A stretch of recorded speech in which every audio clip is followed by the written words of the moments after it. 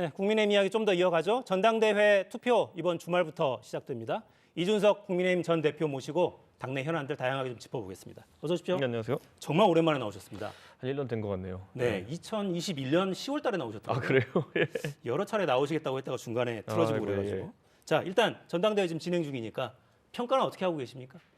뭐 전당대회라는 게 원래 시끌벅적하긴 한데요. 이번 전당대회는 특히 그 시끌벅적함의 원인이 대통령실인 것 같아가지고 참 이색적인 전당대회가 되어가고 있는 것 같습니다. 이색적이다. 흥행에는 도움이 됩니까, 그래도? 흥행보다도 전 이 전당대회 끝나고 나면은 도대체 선출된 지도부는 어떻게 일을 해야 되는가에 대해서 굉장히 고민이 많아질 것 같아요. 누가 봐도 지금 예를 들어 김기현 후보가 구가하고 있는 지지율이라든지 이런 것들이 본인의 지지율이라고 생각하는 사람이 없거든요. 예, 그렇게 되면은 김기현 후보의 입장이라는 건 만약 당대표가 된다 하더라도 누군가의 큰 빚을 진 거거든요.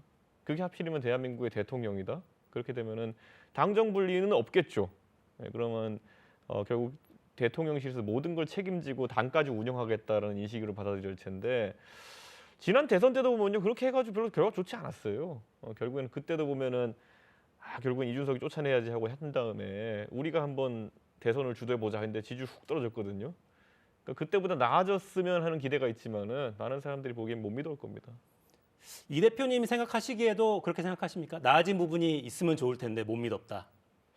그때는 대선 때라 가지고 국민 눈치라도 많이 살폈던 것 같은데 요즘은 보면은 글쎄요 자신감이 어디서 나왔는지 모르겠지만은 굉장히 이제 강성 발언도 많이 나오고 사실 어느 여권이라든지 어떤 집권 여당이든지 무조건 겪어야 되는 것들이 인사 실패나 이런 것들에 대한 것이거든요. 근데 그런 것들에 대해서 어떻게 대응하느냐, 어떻게 대처하느냐, 어떻게 개선하느냐가 이제 국민들이 평가하는 지점이거든요. 사실 누구 임명하기 전에 웬만큼 검증하는 거 쉽지 않아요. 예, 논란 같은 것들은 다 임명하고 난 다음에 새로 언론에서 밝혀내고 이런 것들이 있기 때문에 쉽지 않은데 이번에 가장 큰 문제는 뭐냐면은 지상파 방송이 KBS에서 보도할 정도의 사안을 미리 검증하지 못했다.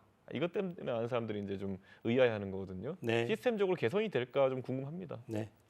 자, 이제 관심은 이번 전당대회 결선 투표가 과연 있을 것이냐. 좀 전에 저희가 토론을 좀 했습니다만 어떻게 전망하세요?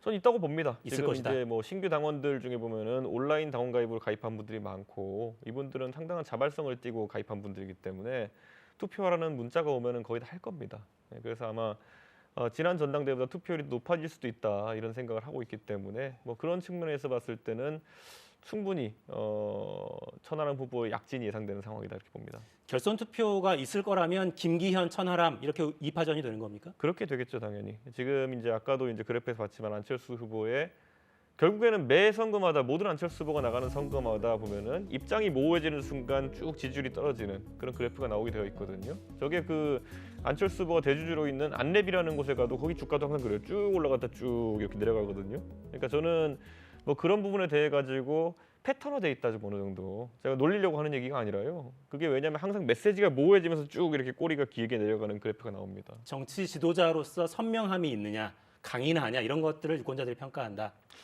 저는 제가 봤을 때 안철수 후보가 거기에 이제 최적화되어 가는 것 같아요. 그러니까 뭐냐면은 항상 선거라는 것이 뭐 당대 당 선거든지 아니면 당내 선거든지 간에 치열해져 가지고 국민들이나 당원들이 아이고 아무도 꼴 보기 싫다. 이랬을 때 인지도가 높은 안철수 후보의 지지율이 약간 상승하는 경향성이 있는 거거든요. 그때 그러면 또 이제 약간 안철수 후보가 기분 좋으셔가지고 또 모호한 이야기 하시다가 또 떨어지고 이 패턴화 되는 거라 봅니다 저는. 네. 자, 김기현 후보가 상대적으로 조금 전에 그래프도 보셨으면 좀 위에 있긴 합니다. 네. 그 울산 땅에도 가보셨잖아요. 예, 예. 그 땅 문제는 클리어가 깔끔하게 될 수 있는 사안입니까? 그게 어떻게 클리어하겠어요. 솔직히 생각해 보시면은 김기현 후보가 무슨 뭐 제가 봤을 때는 재산도 많이 모으셨는데 투자에 대해 가지고 뭐 실력이 없는 분도 아니고 그리고 또 뭐 변호사까지 하셨는데 합리적이지 않은 투자를 한다고 보기는 어렵거든요. 그럼 합리성이라는 거는 저희가 솔직히 98년도에 김기현 후보가 이제 39살일 때 했던 투자라고 하는데 제가 지금 39살이거든요. 제가 만약에 그때 2억이면 큰 돈인데 이 2억을 만약에 노후를 위해 투자한다 했을 때 맹지를 사는 거는 사실 제 머릿속에 상상도 없습니다. 지금도 제가 여윳돈이 있다고 해도 맹지를 사겠다는 투자는 굉장히 이색적인 투자거든요. 보통 어떨 때 나올 수 있는 것이냐 미래에서 왔거나 가끔 드라마에서 나오는 것처럼 인생 두 번째 살고 계시는 분들 최근에 보면 모 종편사에서 쓴 드라마에 보면은 그 분당이 개발될 줄 알고 다시 이제 돌아와가지고 과거로 돌아와가지고 그 땅을 사는 뭐 이런 게 있거든요. 그런 설정이거나 아니면은 그 땅에 대해 가지고 내가 실질적인 영향력을 나중에 행사해 가지고 바꿀 자신이 있는 사람들이 사는 게 맹지입니다. 그거는. 아니면 뭐 상속받거나 상속받아서 맹지받는 경우는 좀 봤어요. 그런데 내가 39살에 그걸 가서 투자 목적으로 구매한다? 이건 설명 안 됩니다. 근데 예전에 SNS에 쓰셨던 글은 네. 투기 목적은 설명이 잘 안 된다 이런 걸 썼던 걸로 제가 기억하는데. 그러니까 왜냐하면 투기 말이 안 되잖아요. 투기라고 하면은 명직하게 재산적 이익이 이제 가능한 곳을 이제 골라서 사야 되는 것인데 맹지를 산다는 건 말이 안 되죠. 그러니까 그 맹지를 샀다는 것은 이 땅을 나중에 좋은 땅으로 바꿀 의지가 있거나 아니면 아까 말했던 것처럼 인생 2회차라 가지고 미래에서 와가지고 과거에 다시 살고 계시는 분이다가 둘 중에 하나입니다. 2회차는 아닐 테니까. 속단하지 마십시오. 인생 2회차일 수도 있습니다. 아, 네. 그렇지 않으면 설명이 안 되거든요. 드라마를 너무 많이 보신 것 같습니다. 오늘 뭐 경찰에 고발하겠다 이런 입장도 내놨던데 김기현 후보 쪽에서 네. 자신 있다는 거 아니에요? 저는 못하겠죠. 황교안, 안철수 두 분을 할 텐데 네. 예, 어쨌든 진상규명을 하시기 바랍니다. 그 외에 이제 선거인단 분석도 많이 해보셨을 테고 네. 그 당무 못 보시는 상황에서도 당원 가입하기 좋은 날이라고 SNS 계속 올렸잖아요. 예, 예. 그러는 과정에 당원들이 실제로 많이 늘기도 했고 예. 이분들의 성향을 구체적으로 분석을 해보신 겁니까?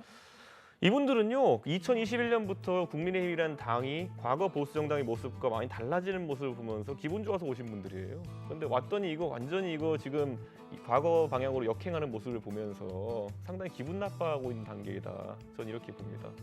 저는 지금 이제 결국에는 이 지난 1년 동안에 윤핵관이라는 사람들이 보여준 난맥상이라고 하는 거는 굉장히 당이 뭐라고 할까요? 제가 굳이 비유하자면 그 맛집 중에 보면 욕쟁이 할머니 맛집 이런 게 있지 않습니까? 지금 거의 뭐 욕쟁이 할머니 같은 기분으로 5만 가지 시끄러운 상황이 나오고 있어요, 당에서. 근데 결국 맛집이라는 거는 음식 맛이라도 좋아야 되는 거거든요. 나중에 이제 이걸로 올바른 정치를 하고 그러니까 자기들끼리 규정하기를 내부 총질하는 당대표로 해서 멀쩡한 당대표 내쫓고 그다음에 자기들끼리 잘하면 돼요. 근데 그것도 아니고 나중에 가서 결과도 안 좋고 선거도 지고 이러면은 국민들 입장에서는 당원 입장에서는 진짜 환장하는 거죠. 이게 욕쟁이 집인데 맛도 없어. 이렇게 되면은요. 그 집 왜 갑니까? 예? 맛이라도 있어야 욕 들어가면서 먹는 거지. 가가지고 욕만 듣고 맛도 없어 그러면 그 집 그만 망합니다. 지금 이제 욕쟁이 단계로 왔고 이제 맛이 있느냐를 증명해야 되는 게 윤핵관의 이제 입장인데 할 수 있을까요? 근데 반대로 당원들 그 외 신문에 보면 현장 르포 기사들 많이 나오잖아요. 네. 지역 대회 할 때마다 네. 주변의 당원들 만나서 이 인터뷰들 보면 이준석 대표처럼 대통령과 사사건건 부딪히는 이런 형태의 대표는 곤란하지 않냐. 이런 당원들의 정서도 상당히 있는 것 같아요. 그 부분은 어떤 말씀을 되게 해주시죠? 재밌는 게 뭐냐면요. 모든 것들을 보면요. 항상 선공은 윤핵관이 합니다. 윤핵관이 한 다음에 나중에 거기에 대해서 제가 반격하면은 어떻게 돼 있냐면 윤핵관은 익명으로 인터뷰합니다. 항상 A 의원, B 의원 핵심 관계자. 윤핵관이라는 단어가 어디서 나왔습니까? 익명에 숨어가지고 남을 공격한 다음에 저는 제 정치 철학이 뭐냐면은 모든 인터뷰 실명으로 합니다. 방송 나와서 제가 직접 하거나 그렇기 때문에 익명으로 자기들은 숨고 실명으로 받아치면은 이준석이 내부 총질한다가 되는 거예요. 사실 내부 총질은요 당대표가 내부 총질할 수가 없어요 원래. 당대표가 사장이에요. KBS 사장이 내부 총질하지는 않거든요. KBS 사장에 반대하는 분들이 사측의 입장에 대해서 얘기할 때 그거에 대해서 내부적으로 이견을 얘기하고 내부 총질한다 할 수 있는 것이지 사장이 어떻게 내부 총질을 합니까? 그러니까 그런 희한한 형용모순적인 상황을 만든 것이 윤핵관의 익명 인터뷰들, 익명 정치들이다. 이게 당 망하게 하고 있는 겁니다. 네. 앞서 사사건건 김장연대와 함께 네. 그 김장연대 아니에요. 네. 사사건건 김장연대 토론하면서 네. 안철수 후보 이야기 잠깐 했습니다만 네. 모두가 약간 변했습니다. 이번 주 들어서서 어떻게 평가하세요? 제가 SNS상으로도 계속 안철수 대표에게 조언하고 했던 것이 정신 차려야 된다. 그때 아까 두 분 평론가도 얘기하셨지만은 아무 말도 하지 않으면 아무 일도 일어나지 않을 것이다. 이거는요 정무수석이 해서는 안 되는 말이고 당 소속 정치인의 협박이거든요. 그럼 거기서 안철수 대표가 강단 있게 저 정무수석 잘라라라고 했었어야 돼요. 근데 그게 아니라 진짜 아무 말도 안 했어요. 그때 제가 안철수 대표한테 뭐라 그랬냐면요. 이런 거예요. 저희 군부대 출입할 때 보면은 수하하고 검문하잖아요. 보면은 라이트 꺼 그리고 손 들어 움직이면 쏜다 뭐 이런 거잖아요. 그랬을 때 안철수 대표가 거기 쫄아가지고 진짜 손 들고 움직이면 쏠까봐 이렇게 두려워하는 모습이었는데 지금 이 윤핵관이 하는 정치 또는 이번 정부 들어가지고 나온 패턴을 보면요. 안철수 대표가 좀 알아야 돼요. 손 들어도 쏩니다. 아, 손 들어도 쏜다. 예, 손 들어 움직이지 마 한다고 해서 안 움직이잖아요. 그래도 쏩니다. 그렇기 때문에 하고 싶은 대로 하면 돼요. 그렇기 때문에 그건 안철수 대표가 좀 너무 안이하게 생각했다. 네. 자, 근데 군부대에서 경계 근무서는 초병들은 네. 장군이 와도 그렇게 수화를 하라고 배우는데 네. 그렇게 사명감에 불타서 부대를 정말시키고 나라를 지키기 위해서 하는 그런 수화랑은 좀 다릅니까? 제가 봤을 때는 지금 그냥 제가 봤을 때는 심기경호예요 지금. 심기경호. 네, 심기경호. 사실 통상적으로 할 수 있는 정치인의 말들을 다 제약하려고 하는 것이죠. 지금 만약에 뭐 앵커님께서 이준석이 내부 총질했다고 하면 내부 총질했던 말 하나 기억나는 거 있어요? 시사방송 진행자 기억 못하는 없는 거예요. 근데 이게 왜 이렇게 되냐면은 예전에 그럼 유승민 원내대표가 배신의 정치 무슨 말 했는지 기억나세요? 보수 정치권의 상상 인 행태가 뭐냐면요. 우가우가해서 막 이렇게 시끄럽게 만들어요. 그러면은 첫째 보수 유권자들이 전체주의적 경향이 있기 때문에 시끄러우면 싫다예요. 그래서 양자택일을 강요합니다. 대통령이냐 누구냐 이렇게 합니다. 그다음 보면은 사실 그 당대표나 원내대표는 가만히 있었어요. 유승민도 한마디도 기억 안 나잖아요. 이준석도 한마디도 기억 안 나요. 뭘 반대했는지 대통령이 하는 거를. 그런데 너 배신자, 너 뭐 내부 총질러 이렇게 한 다음에 그냥 힘으로 밀어붙이는 거예요. 지금 저한테 내부 총질한다고 하시는 어르신을 길에서 만나잖아요. 이준석이가 내부 총질한 거 한마디만 뭔지 기억나는 거 있어요 그러면은 막 욕받고 가세요 그냥 보면은. 예? 버릇없다 그러고. 이게 지금 전당대회에서 일어나는 소위 내부 총질에 관한 이야기입니다. 네. 자, 내부 총질도 내부 총질인데 네. 이준석 전 대표의 개인적인 문제, 네. 이 문제 제기하는 목소리도 뭐 적지 않아요. 네. 사실 지난주 사사건 건에서 네. 전원책 변호사도 관련 발언했었는데요. 잠시 듣고 이어가겠습니다. 이준석 전 대표가 왜 정치적 미래가 끊어졌습니까? 그냥 자신의 어떤 범죄를 놓고 이것이 했다 안 했다 하는 그런 문제가 아니에요. 그 연관된 범죄가 이른바 파렴치 범죄란 말이에요. 알선수재 더하기 성상납 더하기 마지막에 가장 처참하게 들붙은 게 증거인멸교사. 이 세 개가 딱 달라붙는 구조입니다. 절대 정치를 해서는 안 될 사람입니다. 네, 어떤 말씀 주시겠습니까? 저는 전원책 변호사는 절대 방송에서 입을 열면 안 되는 분이라고 생각하는 게 지금 언급하신 세 가지 건 중에 보면요. 그 제가 뭐 알선수재를 했다 이거는요. 원래 자세히 들여다보신 분은 알겠지만은 이런 거예요.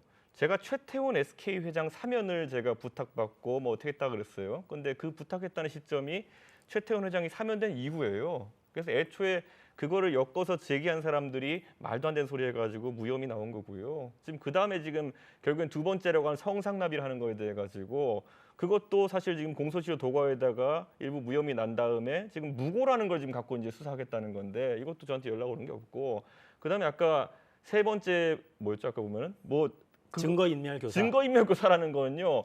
이미 그걸 했다고 하는 김철근 실장이 무혐의를 받은 지 4달이 지나가는 겁니다. 그러니까 저는 이거는 굉장히 방송국에서 저런 분을 검증 없이 출연시킨 게 문제라 보는 게 저분이 김기현 후보의 군 시절 상관이었습니다. 같이 법무관 하면서 이렇게 하시던 분인데 최근 전당대회 시즌에 갑자기 말이 많아지신 것 같은데 저렇게 편향적이고 팩트 체크도 안 된 발언을 가지고 지상파에 나왔다는 걸 봤을 때 앞으로 KBS 측에서 심혈을 기울여야 된다. 예, 저분의 시대는 같습니다. 정치평론이 있어가지고 지금 팩트도 체크 안 하고 오시잖아요. 네, 자 전당대회로 네. 돌아가서 천하용인 이렇게 네 후보 네. 있잖아요. 요 네 분의 최종 성적은 어떻게 좀 예상하세요? 저는 천하람 후보는 이미 제가 봤을 때는 지금 뭐 안철수 후보가 최근 다급하게 나오는 것도 천하람 후보에게 뒤처지기 시작했기 때문에 그런 것이 아닌가 저는 이렇게 보고 있습니다. 아까 계속 보여주신 여론조사들이 지지층 조사거든요. 그런데 안철수 대표는 조직적으로 가입시킨 당원이 없습니다. 그러니까 안철수 대표가 우리 당에 합류하신 시기가 대선 이후잖아요. 그렇죠. 그렇기 때문에 그 대선 이후부터 사실 당원이 늘어난 게 많지 않습니다. 결국에는 그 지금 80만 당원이라는 게 대선 끝날 시점에 이미 완성됐던 그 수치였거든요. 안철수 대표가 당원 모집한 적도 없잖아요. 그렇기 때문에 실제 안철수 대표에 대한 대중 인지도가 높기 때문에 높아 보이는 것이지 투표할 당원들이 별로 없는 상황이다. 그래서 김기현 천하람의 대결인 거는 거의 기정사실이고 제가 봤을 때는 뭐 그런 측면에서 천하람 후보는 이번에 평론 위주의 이제 그런 방송인에서 대중 정치인으로 발돋움하는 데 있어가지고 이미 큰 성공을 했다 이렇게 생각하고요. 그거 외에도 보면은 그 허은하 그리고 김용태 두 분 같은 경우에는 지난 지도부도 있었거든요. 근데 소신 정치를 하겠다 해가지고 지금 당당하게 이야기를 하고 있고 정치인에서 담담한 평가를 받을 텐데 저는 좋은 결과가 있으리라 봅니다. 근데 여론조사 나오는 것들을 보면 그렇게 높은 편은 아닌 걸로 대부분 나오던데. 자꾸 지지층 조사를 이제 보셔서 그런데요. 일부 당원 이제 대상 여론조사를 한 것도 한 두세 군데 하고 있습니다. 지금. 그쪽 수치가 이제 조사들을 보면은 천하람 후보가 높게 나온 것도 있고 안철수 후보가 높게 나온 것도 있거든요. 지지층에 대한 여론조사를 하면은 천하람 후보가 안철수 후보자 좀 낮게 나오고요. 당원에 대한 조사라면은 좀 더 높게 나옵니다. 그리고 여기서 한 가지 재밌는 거 말씀드릴까요? 지지층 조사가 틀린 이유가 뭐냐면요. 당원 중에서도 국민의힘 지지층이라고 답하지 않는 사람이 있습니다. 그 수치가 당원 중에서 한 15% 정도 됩니다. 조사마다 조금씩 다르지만은. 그게 왜냐하면은 당원으로 가입한 시기의 국민의힘과 지금의 국민의힘에 대한 평가가 다른 겁니다. 그런데 계속 당비는 내고 있고 이분들의 투표 성향은 전 천하람에게 무조건 쏠린다 이렇게 봅니다. 네. 자, 이제 사실 새 지도부는 내년 4월 총선 이게 정말 가장 중요하잖아요. 네. 윤석열 정권 차원에서 봐도 이 총선 이기지 못하면 굉장히 어렵게 이제 흘러가게 되고. 네. 자, 총선 구도는 어떻게 짜가야 합니까? 새 지도부. 그리고 어떤 지도부가 돼야 총선이 유리해집니까? 제 입장에서 알아서 잘하라고 할 것 같습니다. 그냥. 알아서 잘하라. 네. 그 역사적으로 보시면요. 그 박근혜 제가 이제 비대위 처음 참여했을 때가 2012년이거든요. 2012년 총선 이후로 지방선거와 총선에서 한 번도 국민의힘이 이긴 적이 없습니다. 보수 정당이. 그래서 제가 이제 대표한 다음에 아니면 김종인 위원장이 키를 잡은 뒤부터 3번 선거 연달아 이긴 거거든요. 그 전까지는 연전연패했어요. 하다못해 박근혜 대통령이 대통령이 시절에도 본인이 선거 지휘를 못하는 상황에서는 다 졌어요. 이게 왜 이랬을까를 한번 되짚어보면 답이 나오는 거거든요. 그런데 되짚어보기 싫겠죠. 그 되짚어보면 자기들 다 퇴진해야 된다는 결론 나올 테니까. 예. 네. 아유, 냉소적이세요. 네. 또 나와서 좀 더 해석을 해주시죠. 자주 불러주십시오. 네. 자, 이준석 전 대표였습니다. 고맙습니다. 네. 네, 저는 내일 돌아오겠습니다. 4시엔 사사건건.